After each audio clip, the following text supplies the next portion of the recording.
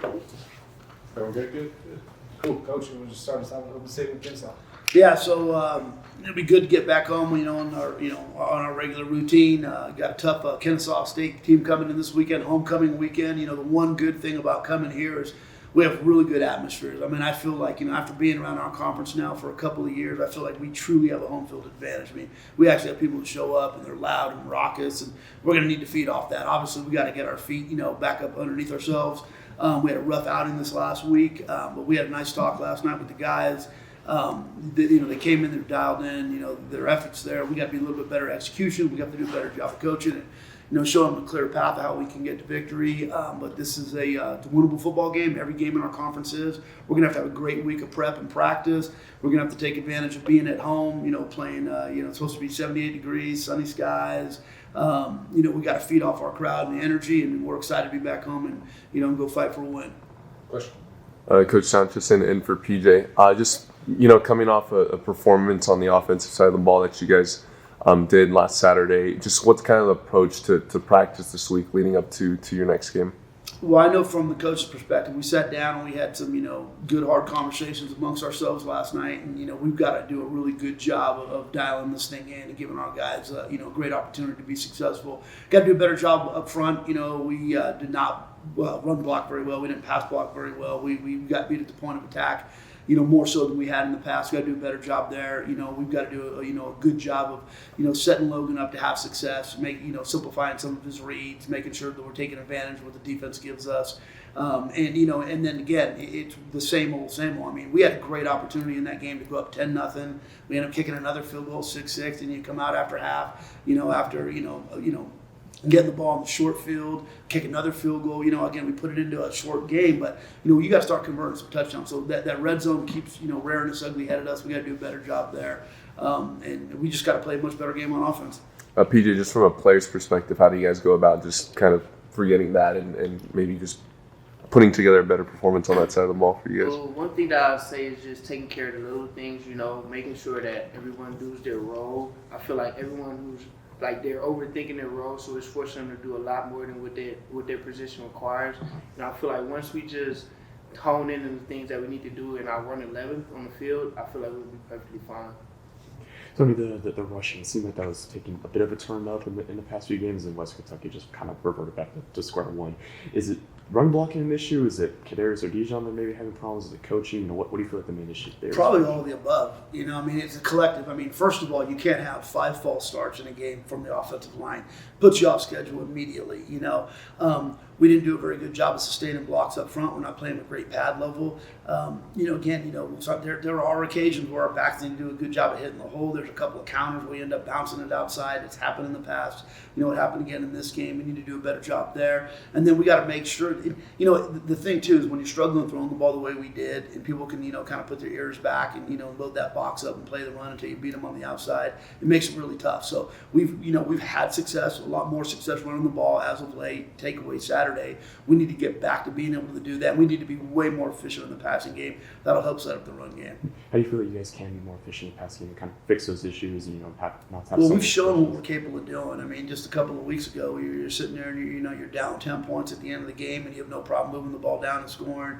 We've had games where we've been explosive the entire night. We had a bad outing, and again, that's unfortunate. I thought the defense did a good job for the most part, especially early in the game, early in the third quarter, gave the offense opportunities, and we couldn't put anything together. We definitely had no rhythm on Saturday. You felt like you're kind of stuck in the mud, and we can't go through that 2 weeks in a row.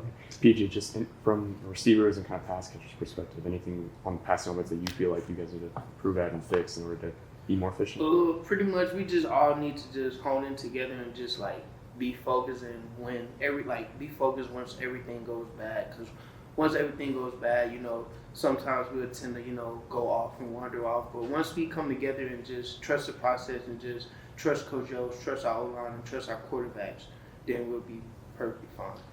For PJ and Tory, now with where the season stands at 3-5, do you feel there's more of maybe a sense of urgency for this week coming into the game to know that you guys got to win 3 or 4 to get bowl eligible? For sure. We kind of been in this same situation, in the past with, we're not knowing if we're going to make it to a bowl game. But we just need to make sure everybody just believes And once like that, the belief is going to carry a long way, and that's starting with the defense and then also with the offense.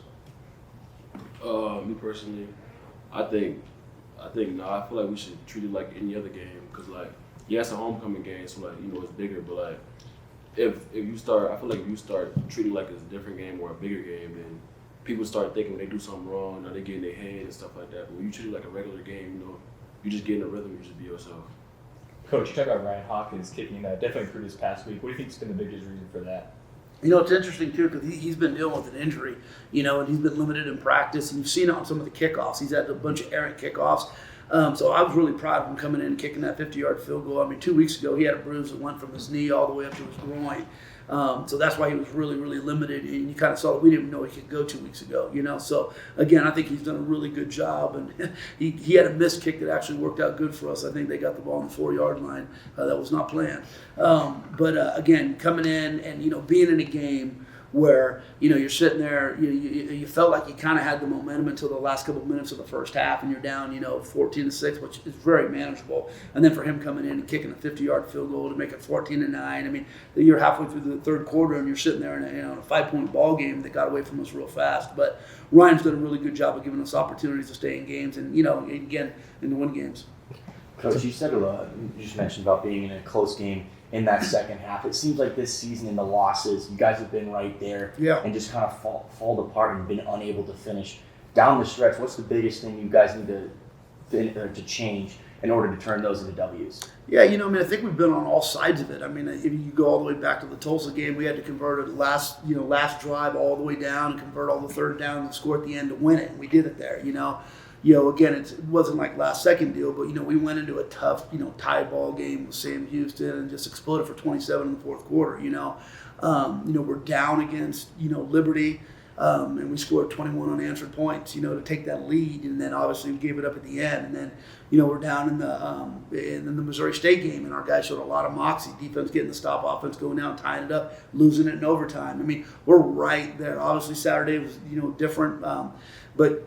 Again, mid-third quarter, you're sitting there, you're in a one-score game, you just got to make a play. So it's one of those deals where our guys have showed a lot of fight. They got to continue to fight. They got to continue to play hard. We have to do a good job of problem solving as coaches, putting our guys in better situations at the end of the game.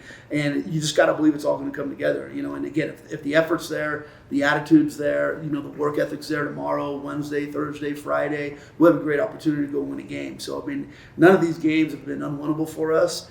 But you're right. We have to do a better job in the critical moments of making the critical plays. But it goes back to like what Tory said.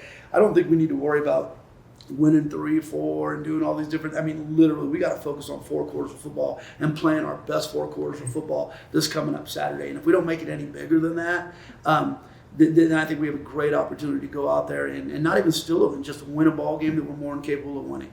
Tell me, Ezra missed last Saturday. Yeah. What happened with him, and do you think he's going to be good to go this week? We're optimistic he'll be good to go based on what we saw yesterday. He had a little bit of a sprained knee, and we evaluated throughout the course of the week. I talked to him on the phone last night. He sounds really good. Again, with treatment yesterday, it looked good, but you definitely miss his pass rush and some of his twitchiness. He's just another really good athlete out there. So I believe he'll be back, so we'll be excited to get him back out there. How's Tyler Martinez doing? Tyler's still not, it's crazy, those high ankle sprains. He's moving around, he's jogging a little bit, but planting and cutting, he's just not there yet. Tory, you've been stepping in for Tyler since he's been out. Just, tell me what's that been like, and you kind of taking on a much bigger role in the defense with him gone.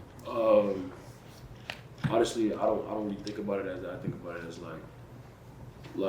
from seeing it outside in, like it looked like I'm just stepping up and doing this, but like me personally, like this is something I've been working for all my life. So like this is just my time, like me waiting for my time to come, So like I've been putting in the prep, and since I came here, or before I came here, like I've been waiting for the moment for me to showcase what I can do. So like I don't look at it as like me stepping up. I look at it as like this my prep coming up to what it be. Tory, what do you kind of see from the Kennesaw State offense? Obviously, they're 6-2 right now, one of the conference leaders, and just kind of what do you see from them, and what do you think the biggest things for you guys got to do? Maybe stopping they got a good QB. I'd say they They got a solid running back, but they have some good receivers. I'd say they have some explosive receivers and a quarterback. But I'd be like stopping the run game. Obviously, making them have to pass the ball, getting more third down stops, having them making it more third and longs would be a good thing for us. Just to add on to that, Coach Sanchez, what have been your takeaways from that Kennesaw State team this year? Yeah, they're really rangy on defense. They fly around. They definitely take some risks. They're high energy. They create turnovers. They do a good job there. And then offensively, they've been. It's funny because they got the two quarterbacks, Odom and Williams. And it looks like they're going to go with the younger guy. This last game, they made the move, and I think they're both capable. They both got live arms. Offensively, they show you a bunch of different looks. You're going to get a bunch of motions. They love to throw nakeds into the boundary, and then they take a lot of shots.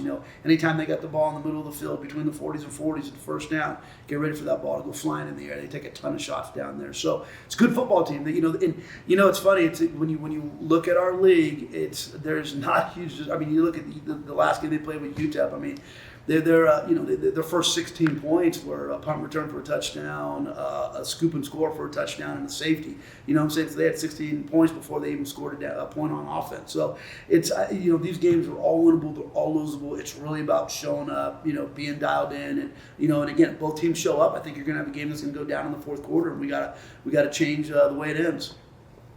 And more. Coach, how do you think the special teams has responded after that rough outing against Liberty?